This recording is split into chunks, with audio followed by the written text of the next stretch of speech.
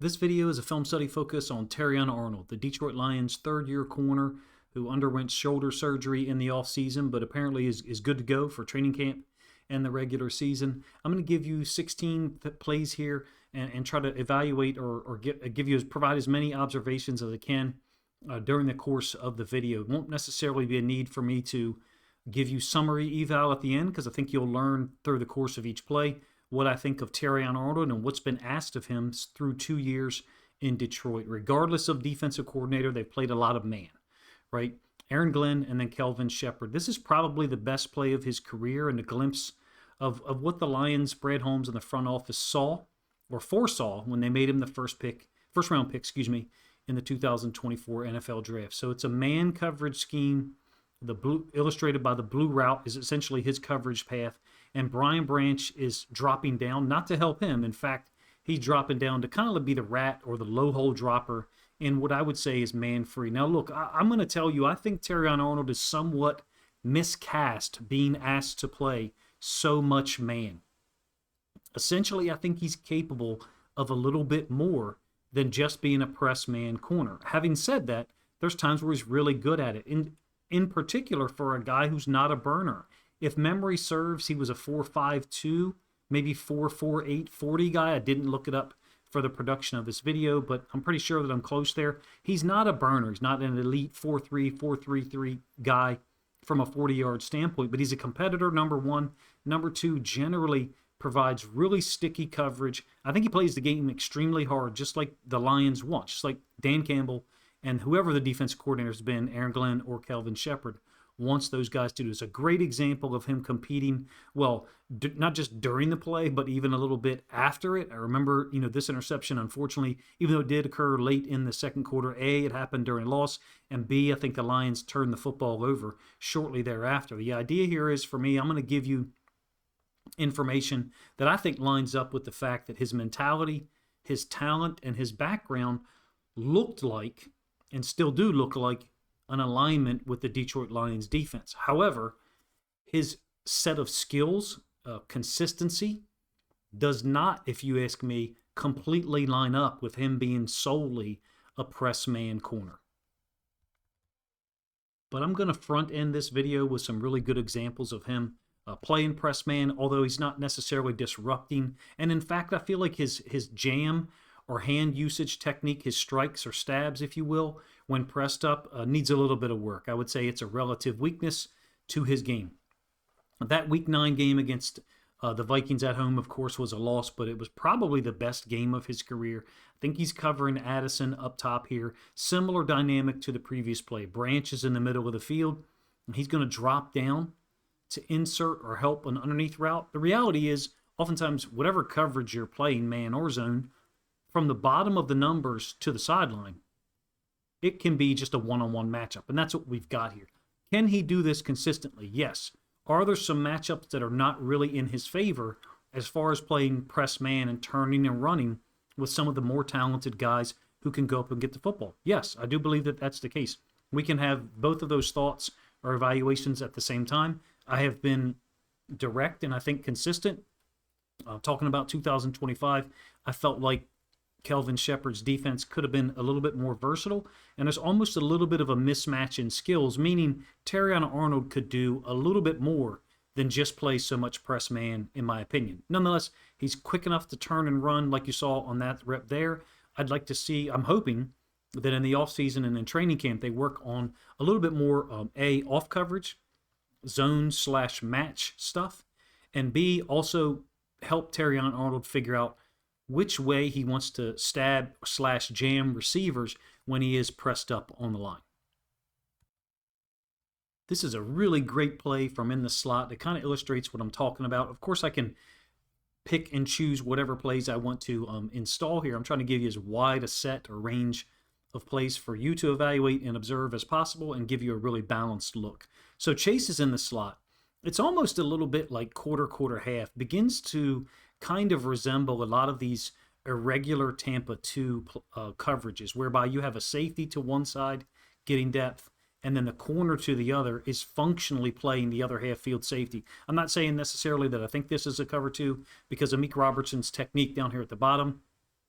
doesn't really line up with that. But in any case, Jack Campbell is going to get some pressure and flush the quarterback out down here to the bottom side of our screen directly at us as the viewer. Arnold is a little bit overreactive at times to the first move of a receiver in press, and sometimes that can also line up with guys who veer too far to the inside or outside when they're in off coverage and they're reading things. In any case, it works out in his favor. I do wonder, have a suspicion, if maybe the reason he's playing so little zone is that maybe in practice his tendency to be overreactive shows up, and so they're obscuring or preventing that from happening during the games. I don't have any factual reason to believe that. I'm just telling you it's a suspicion that I have. Nonetheless, great play here against Chase. They actually end up in a role reversal. Chase ends up being the defender, and Arnold catches it once, or actually I guess I should say tries to catch it twice, neither of which occurs. Chase almost looks like he gets a foot sweep in here at the end with his right foot swinging counterclockwise and forces Arnold to the ground. Nonetheless, I thought it was a great play. And I'm interested to see if there's more opportunities like this or like that play from an off-coverage standpoint or even press bail. Basically, what I mean by press bail is showing the quarterback and the receiver press pre-snap and then bailing out of there to some other differential coverage once the ball is snapped. This is his first interception of the year. Unfortunately, it's called back for a penalty. The blowout win over the Bears. This is when Branch is going to hit the quarterback apparently too hard or too high, I guess. It's a really nice blitz structure, if you ask me. Aggressive mindset. It's 45-14 score, and they're bringing 6. Shepard is bringing 6. That's the mindset that Dan Campbell wanted, and Shepard, fits alongside that. I've gone on record in this video and previous videos talking about I'd like to see him be a little bit more multiple, but I really love the fact that they brought 2 athletes like Anzalone and Branch from the same side. It's a 3 deep, 2 under. So you're talking about these 3 DBs deep, 2 under is Jack Campbell, and I think Amik Robertson, who's since left the team. I guess that's the contact that they called on Branch, contact to the head. I didn't like the call then during the game, and I like it even less here. Having said all that, Terrion Arnold's reactions here look pretty good as far as a guy, playing so much press, now being off and stressed still by the 3 deep, 2 under coverage. It's a 3rd down, goes up and gets the football. Of course, like I said, it was negated by the penalty, unfortunately, on Brian Branch. I do wonder if sometimes we, or maybe the NFL has gone too far in protecting quarterbacks when their offensive coordinator or play caller does not. In any case, we've moved forward a little bit to the Week 5 game against the Bengals. I think this is where he suffered his shoulder injury initially, not on this play, but during this game.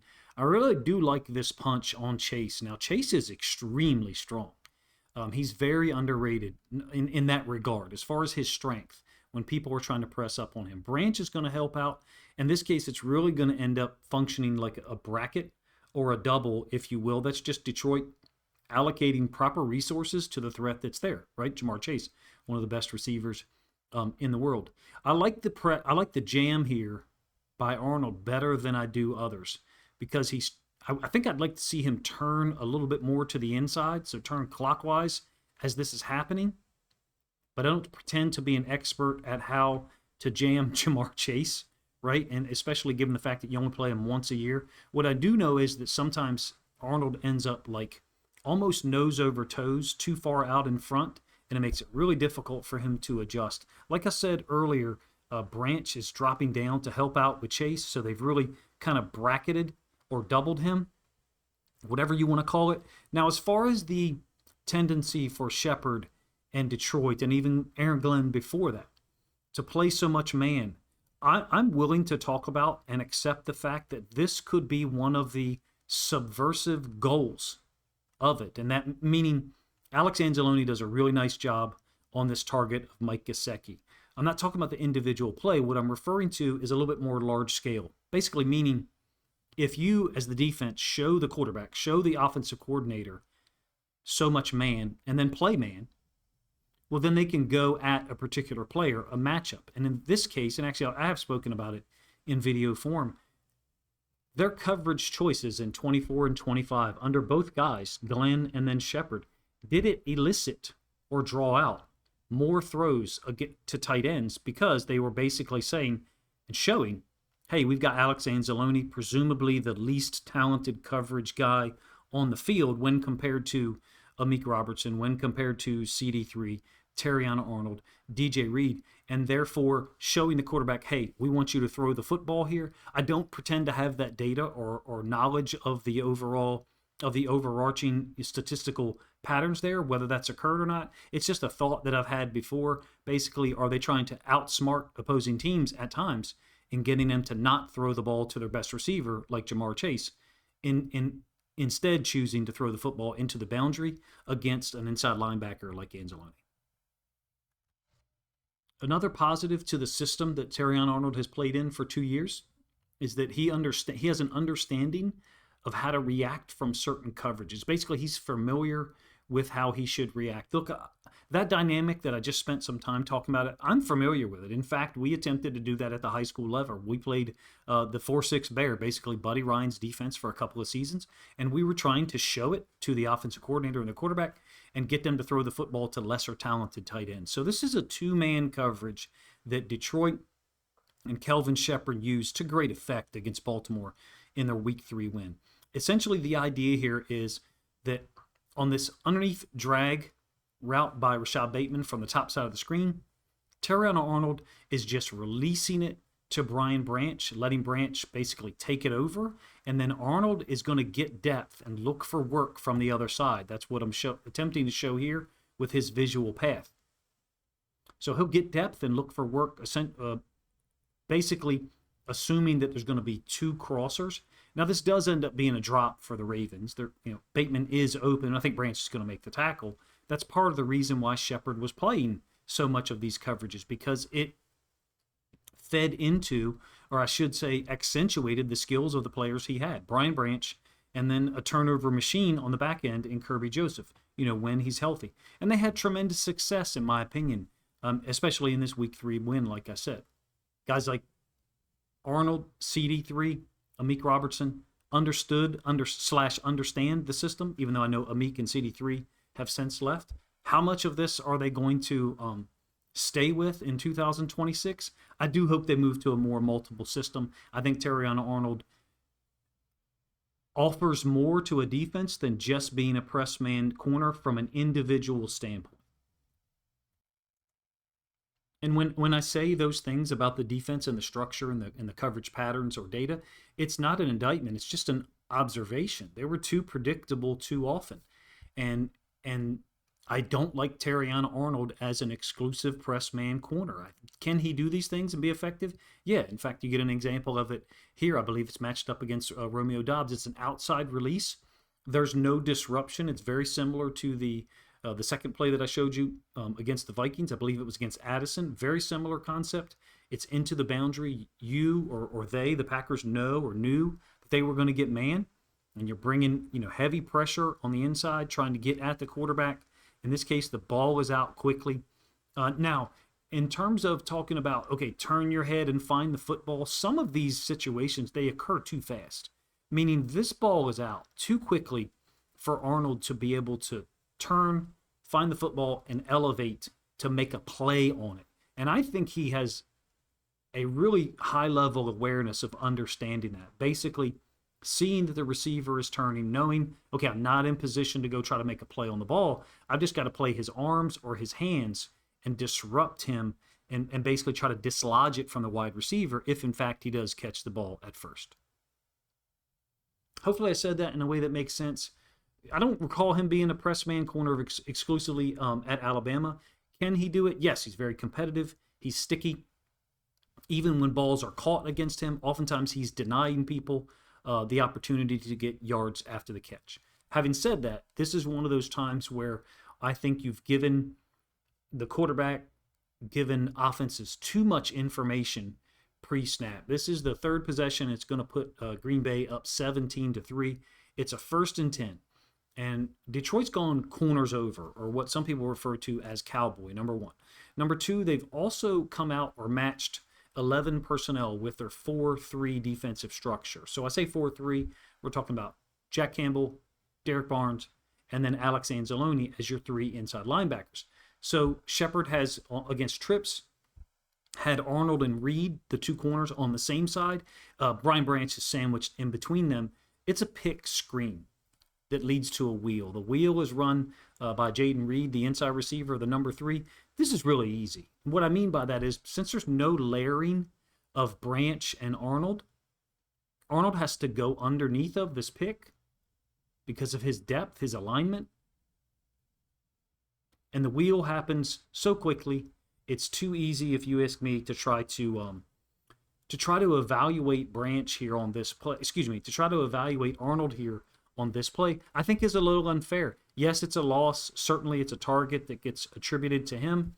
But because of the alignment of Kirby Joseph on the other side, Kirby is over here with the tight end and the running back. There's really no opportunity whatsoever for him to help out at all, nor is there opportunity, if you ask me, for Terrion Arnold to be able to. Now, if he's a 4-3 guy with a little bit more acceleration, sure. And I think that goes to my point that you have somewhat of a misalignment between his skills and what they're oftentimes asking him to do. Could he play it better? Yes. In my opinion, the larger issue is that he was not put in position to play that route effectively. You could have 2 or 3 different options or ways to play trips from your base defensive structure against 11 personnel. I believe this play is from actually earlier in the Week 1 loss to the Packers. It's a 3rd and 10, and they're going to bring heavy pressure. Pretty much everybody in that blue box there is blitzing and getting after the quarterback. Arnold is down here. I think it's on Dontavion Wicks. Branch is to his side, but Branch is presumably to cover the tight end, who in fact doesn't release. Kirby is up to the top side to help out with that essentially stacked twins combo there. And Arnold tries to adjust to the release and then inside hand jam. So Arnold, I like the really short step here. This is somewhat different from what he's done in other releases when he's pressed up. He'll almost kind of open too soon and be a little bit less patient. Here I feel like he's pretty patient, pretty sticky to the route. There's definitely a grab somewhere in this area here. Maybe you guys lose it because of the nameplate. I love using the nameplate to try to track the players. You can see that's exactly where Jordan Love is looking. A win over the middle, one-on-one, right? Since they're bringing everyone, there's no low hole dropper. There's no inside linebacker presence in the middle of the field. I'm not being critical of each and every decision. This is what they chose to do, bring heat with all of these guys. What I'm saying is the receiver here almost has a 2-way go. I think Arnold could play it better. Some of these matchups, look, the reality is at the NFL level, starting caliber receivers, they're going to be able to win against that coverage with the middle of the field that open and available. I guess in essence what I'm saying is Terrion Arnold, at least through 2 seasons of the film that we have watched, is not a shut-down press man corner, and oftentimes that's what they're asking him to do. It's not a new criticism from me on this channel. Some of you guys know that. I think he could be less grabby, more patient at times. The last rep was pretty good, at least off the start. A very short step, even though it ended up in a conversion, a very short step with the first release by the receiver. This is a one-man screen that ends up resulting in a quarterback hit by Derek Barnes. And in fact, Terrion Arnold is not the target here. It's an amazing interception by DJ Reed at the top side of the screen. But I think you get some idea here about the consistency with which I'm saying that he's stressed by alignment and or scheme, and that might not be the perfect fit for his skills. I don't like how straight-armed he gets here. Not saying that it never works for him or any other corner. He's almost kind of Frankenstein grabbing with both arms for a moment.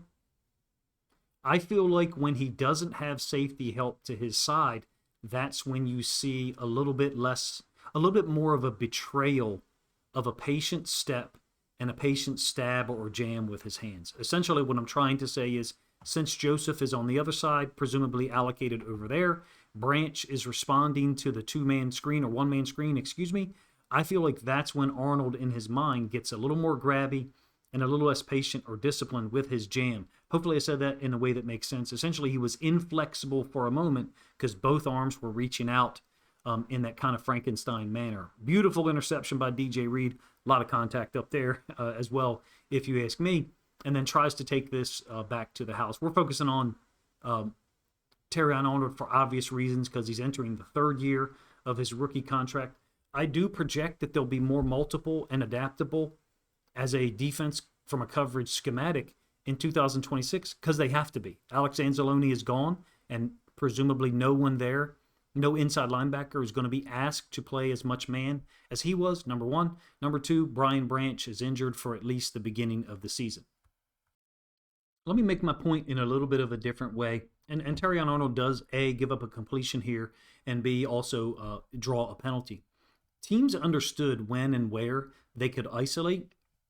You saw examples of it on a couple of the back shoulder fades, one by the Packers, one by the Vikings that was incomplete. In addition, the pick wheel out of trips when Kelvin Shepard and the Lions had went cowboy or corners over to 11 personnel. The route design here is going to create space. I think Arnold could play this better, so more could be asked of him. I do believe that change of direction routes at times create more space against him than direct one-way go type stuff. So the outside receiver, I think Judy is running towards the sideline, illustrated by that orange line there. The number 3 receiver, Harold Fanning Jr., the tight end, has went to the middle of the field, and he's drawn the attention of both safeties. So you've just got isolation here in space, and I think Arnold needs to play this better, flat out. Flacco knew where he was going with the football, in my opinion, because of the coverage, 3rd and 5, inside the red zone, in fact, inside the 10. And not only did he, give up the catch and the first down, but he also drew a penalty. The competitive nature, I think, kind of shows up here, trying to make the tackle, as well as the brutal finish by Jack Campbell, even though the Browns got a first down. I thought week 9 against the Vikings, 10 here against the Commanders, and then 13 against the Packers, albeit it was a cameo because he left the game for injury. I thought those were some of his best games in the season. When I say that there might be some misalignment with his skills and the scheme, I'm basically kind of making almost an NBA analogy, guys who maybe play for a team in the NBA for 3 or 4 years and are asked to only do one thing well and then move on to a second team, and suddenly people, quote, find out that they could have done more the whole time. There's nothing evaluative here. This is very simple. Press bail to cover 3. Arnold is not targeted here at all. It does give you an idea of, even in their cover 3, Detroit plays things a little differently than a lot of other teams. They'll basically let the safety kind of sit down and take over routes in the middle of the field. They've done that for years with Kirby Joseph. I remember the Ravens trying to take advantage of it in the 2023 game in Baltimore. So this is the Lions version, Detroit's version of cover 3. And in fact, sometimes the corners end up being a little bit more to the inside. It almost looks like an inverted cover 2 at times. In any case, this is the idea. Arnold with his chest and his eyes into the quarterback, his back or his butt to the sideline. That could be cover 3. It could be cover 2. It could be quarter, half, or what some people refer to as cover 6. Multiple times in preparation for this video, I saw examples of Anzalone and Branch's athleticism showing up and basically deterring teams from getting certain things accomplished. Here, Anzalone with the hit as the quarterback, Marcus Mariota, escaped. Branch in position as well. I guess what I'm saying is I'd like to see a more versatile defense for globally for Detroit in 2026, and I do think they gravitated towards that a little bit later in 2025. Injuries were a big factor late in each of the last 2 seasons as far as their effectiveness. Nonetheless, Shepard and Aaron Glenn before him, oftentimes remain committed to their scheme. Similar to that Green Bay game, there's going to be a back shoulder fade that was incomplete early. You got the same idea. He can do these things in certain matchups, in my opinion. I think there's certain guys where you would not want to ask Terrion Arnold to do this from a man-to-man perspective. In any case, it's a trips or a bunch set to the bottom side, and the safety to Arnold's side, the top side of our screen, is going to post-snap be focusing his eyes to the bunch side, so we've just got a one-on-one. And there comes a time in the NFL where that's going to occur anyway, regardless of what scheme is played. I really do like that he ends up turning over the, quote, wrong shoulder, some would say. He turns over the sideline shoulder to try to find the football, and then does a great job with body control, once again, if you ask me, of turning back over to get a hand on the football. I think he actually did get credit for the pass defense here.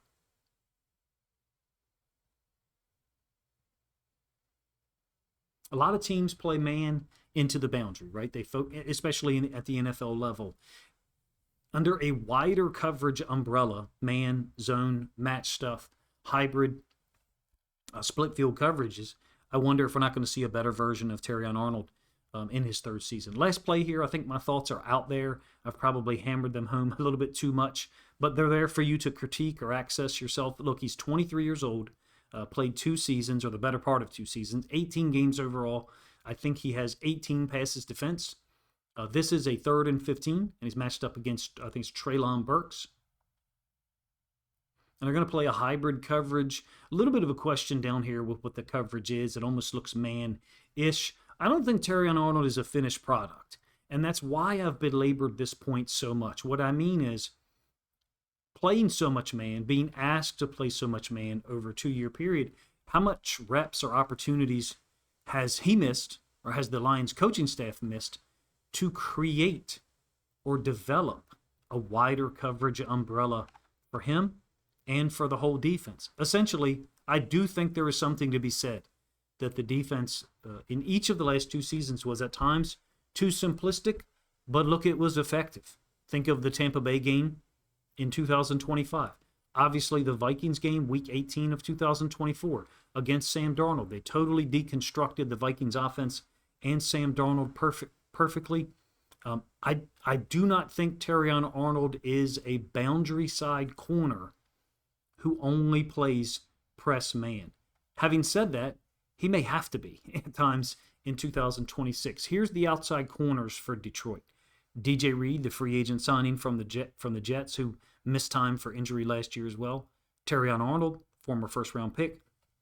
Rock Ya-Sin, Keith Abney, 5th-round pick, who I think is going to be a blessing for this team, if not in 2026, perhaps beyond. And then they've got 2 veteran nickel corner types, Roger McCreary and Christian Isaiah. I like the DB group. Of that group, which one would you think should play boundary side corner? From a body composition standpoint, a speed and athleticism, it looks like Terrion Arnold to me. I don't know whether it's going to be a field and boundary system or right and left system. Some teams, like the Steelers, generally deploy their corners to the right and or the left. I really like Terrion Arnold's talent. I like his competitive flair, even though, to my memory, he was a 4-5 guy as far as the draft, and I think even the pro day at Alabama in 2024, I think he's got the long speed to play some of this press man.